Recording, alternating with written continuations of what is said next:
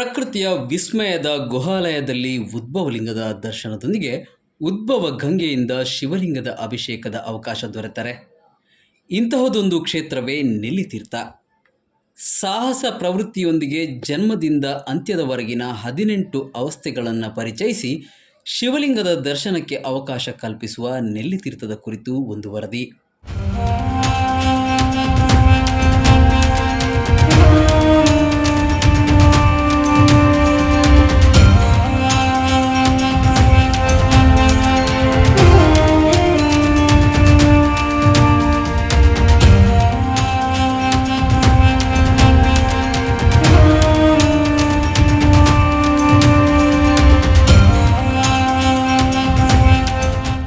ದಕ್ಷಿಣ ಕನ್ನಡ ಜಿಲ್ಲೆ ತನ್ನದೇ ಆದ ವೈಶಿಷ್ಟ್ಯಪೂರ್ಣ ವಿಶೇಷತೆಗಳಿಂದ ವಿಶ್ವದ ಗಮನ ಸೆಳೆದಿದೆ.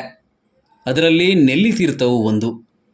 ಮಂಗಳೂರಿನಿಂದ ಉತ್ತರಾಭಿಮುಖವಾಗಿ 35 ಕಿಲೋಮೀಟರ್ ಅಂತರದಲ್ಲಿ ಕ್ರಮಿಸಿ ಬಜಪೆ ಎಂಬಲ್ಲಿ 5 ಕಿಲೋಮೀಟರ್ ಅಂತರದಲ್ಲಿ ದುರ್ಗಮಯವಾದ ಕಾನನದ ಮಧ್ಯೆ ಗೋಚರಿಸುವುದೇ ನೆಲ್ಲಿತೀರ್ಥ ಸೋಮನಾಥ ಕ್ಷೇತ್ರ.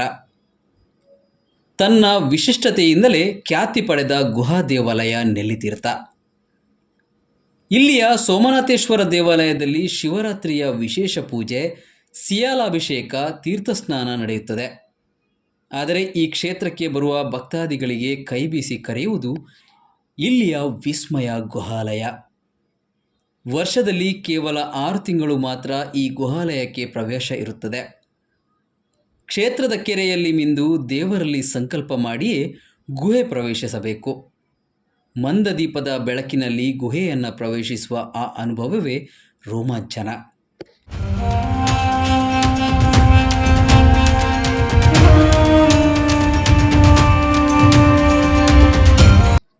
ಗುಹೆಯಲ್ಲಿ ಸುಮಾರು 150 ಮೀಟರ್ ತೆವಳಿ ಮಲಗಿ ಮಂಡಿಯೂರಿ ಅತಿ ಕಿರಿದಾದ ಜಾಗದಿಂದ ತೆರಳಬೇಕು.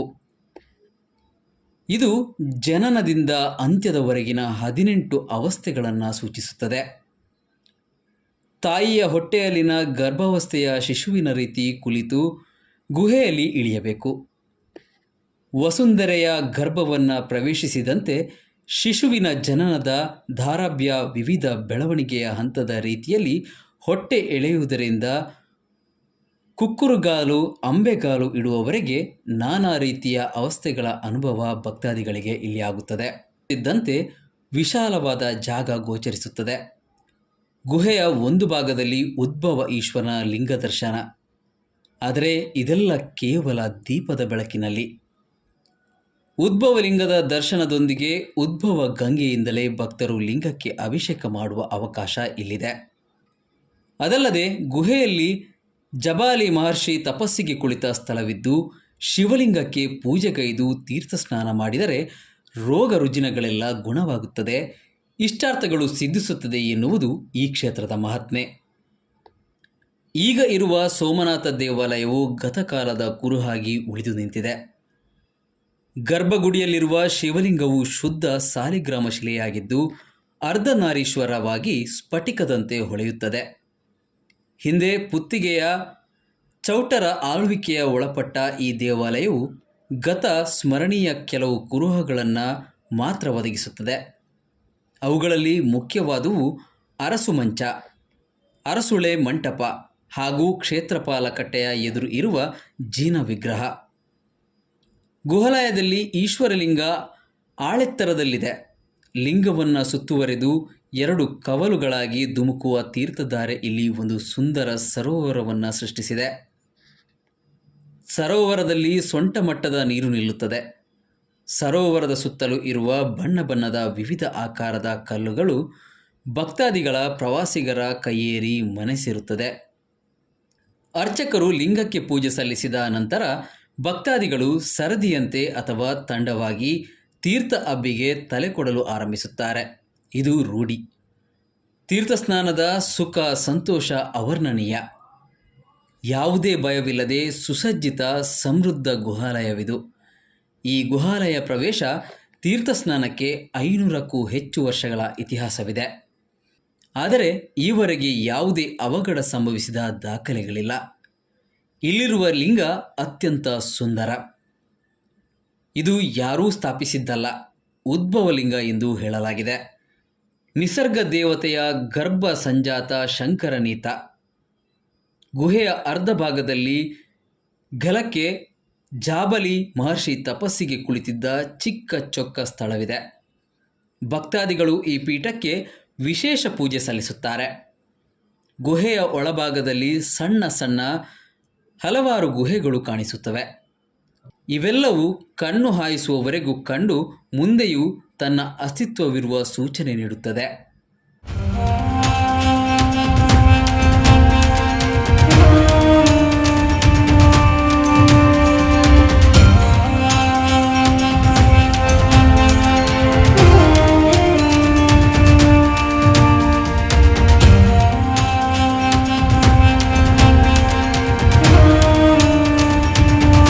ಕಲಿಯುಗದ ಆದಿಭಾಗದಲ್ಲಿ ಕಾಲ ಧರ್ಮಕ್ಕನುಸಾರವಾಗಿ ಅಧರ್ಮವು ಎಲ್ಲೆಲ್ಲೂ ತಾಂಡವವಾಡತೊಡಗಿತ್ತು.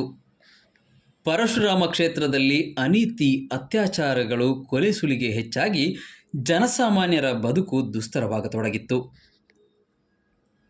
ಈ ಹಿನ್ನೆಲೆಯಲ್ಲಿ ಲೋಕಕ್ಷೇಮಕ್ಕೆ ನಿರಂತರ ಶ್ರಮಿಸುತ್ತಿದ್ದ ನಾರದರ ಅಣತಿಯಂತೆ ಮಹಾವಿಷ್ಣು ಹಾಗೂ ಪರಮೇಶ್ವರ ಇಬ್ಬರೂ ಸಮಾಲೋಚಿಸಿ ಧರ್ಮಸ್ಥಾಪನೆಗೆ ನಿರ್ಧರಿಸುತ್ತಾರೆ.